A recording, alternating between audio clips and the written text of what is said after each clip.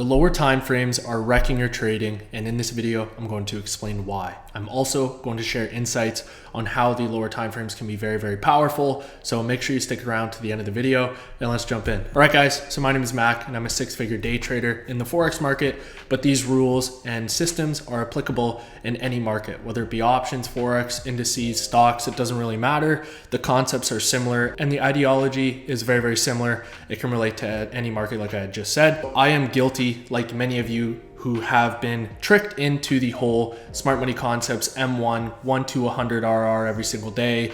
You know, you see the marketers on Instagram, you see the people who are doing these crazy risk rewards every single day, the 1 to 400s, the 1 to 2000s, whatever it is. I've seen it, I've experienced it, and I'm sure you have too. I've fallen for it, and let's just jump right into it. The M1 time frame is both a blessing and a curse. It's a curse when you don't know how to use it, and any lower time frame is, whether it be the 5-minute all the way down to the 1-minute, the 15-minute. It depends on your idea of lower time frame, but specifically for this video, I'm going to be talking about the 5-minute and lower because I feel like that is the time frame that a lot of you, myself included before, used to get caught on. Using the lower time frame by itself is how you get absolutely spanked, and it gives you this false hope of I can lose 5, 10, 15 trades in a row, but I'm going to catch a 1 to 20. And that sounds great. And using a smaller account, that may be manageable. But once you are using a funded account, once you are using an account size that is larger, you're not going to want to take that many losses in a row before you get that win, because it just absolutely messes with your psychology. I'm going to touch more on this as the video goes on, but you have to realize that the lower time frame is just one piece of the puzzle, and everything must happen from the higher time frame down. That doesn't mean you need to trade the higher time frame. What it means is you have to go by what the higher time frame is telling you and using the lower time frame to scale into an entry. The lower time frame should be the last thing that you do, not the first thing. Okay, that was the biggest mistake that I had when I first started using these lower time frames, mainly when I first found out about smart money concepts, ICT, whatever you want to call it.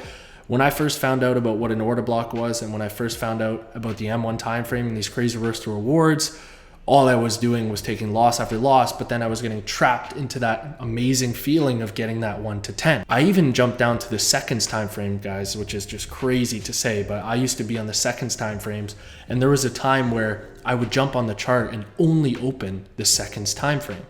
I had no idea if we were bearish or if we were bullish, whatever that 15-second trend was telling me, I was jumping in, and man, oh man, my win-loss ratio was absolutely horrid. It's also very easy to get stuck on the wrong side of the market when you are using these lower time frames without the bigger picture, without the higher time frame narrative, because you don't know. It's very, very hard to see where the market is headed when you are zoomed in on the M1. The M1 structure might be bullish, but the high time frame is completely bearish, and that is when you are going to fall in the traps of catching knives or trying to catch a top or a bottom. You have to ask yourself, are you going to be okay with taking multiple losses to get that win with a higher account? What I mean by higher account is with larger capital. Or would you rather have a lower risk reward, more confluence, more higher time frame confluence, and a higher strike rate? So for me personally, one of the biggest things that changed was stepping away from the M1 time frame for a while. And what this allowed me to do was focus on the higher time frame. It allowed me to focus on what the high time frame narrative was. For myself now, I love the M1 time frame, and I'm going to share when to use the M1 time frame and how I use it myself, and how it's helped me big time compared to using the lower time frame before without any higher time frame narrative. So like I said earlier on in the video, the lower time frame needs to come last. And when you get on in the morning, I talked about this before in one of my how to become a top 5% trader, you have to do the top-down analysis first. And what I mean by this is you have to start on the higher time frames, paint that picture of where you think the market is going to go on the higher time frames. Then you use the lower time frame to scale in, like I had just touched on previously. What my rule of thumb when using the lower time frames is it depends what time frame you are analyzing on and where price is. So what works for me is if we are in a 4-hour order block, or say we are in a 4-hour area that you think the market is going to reverse from, a POI or whatever you want to call it, support resistance. When you are in that 4-hour area, you don't want to be using an M1. And if you are using the M1 time frame or the M2 or the M3 out of a 4-hour area, you're going to get caught and you're going to get trapped and you're going to get swept because you're just trying to jump the gun too quick.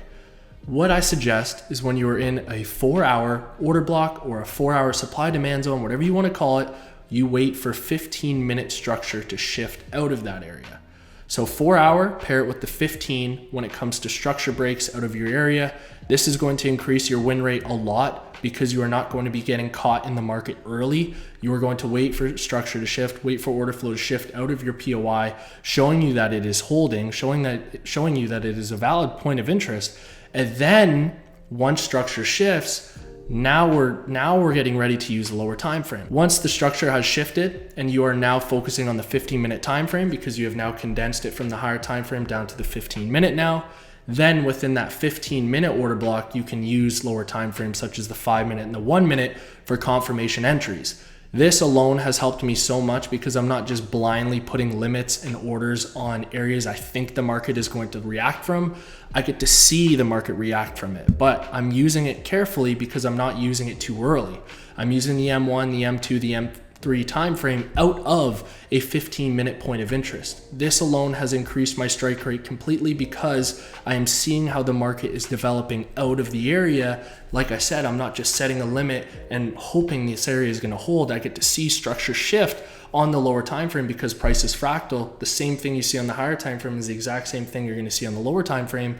It's just starts here, and then once the markets start to shift, once the order flow starts to shift, then the higher time frame move will happen, but it starts on the lower time frame out of that higher time frame point of interest, if that makes sense. Like I said earlier on in the video, I was the person that got caught. I was the person that got caught on the lower time frames all the time, and I used to think it was a scam. I used to think the higher time frames were the best, and then I thought the lower time frames were the best. But in reality, the best is when you combine everything to paint the best picture. You combine everything, you combine all the puzzle pieces to make the puzzle, right? It's not one thing's better than the other. It's using it all with each other, and it adds so much more confluence because you're able to have best of both worlds.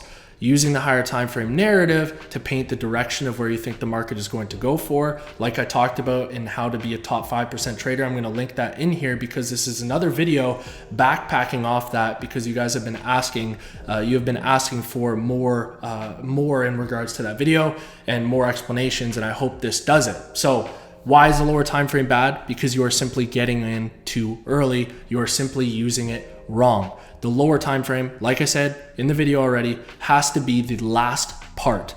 When I sit on the chart, I'm not sitting on the M1, I'm not sitting on the M2. It's very easy to get tricked.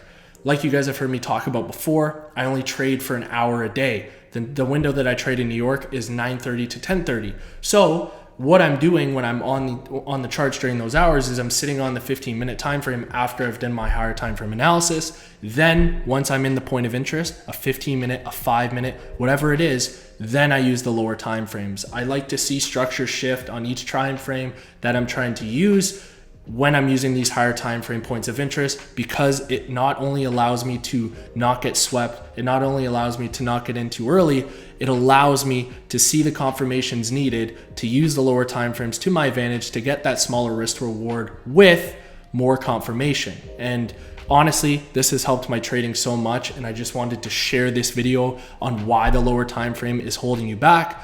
Well, telling you guys that the lower time frames can be a very, very powerful time frame when used correctly. There is no right or wrong. If you like to just set limits on your 15-minute POIs or your 1-hour POIs, that's amazing.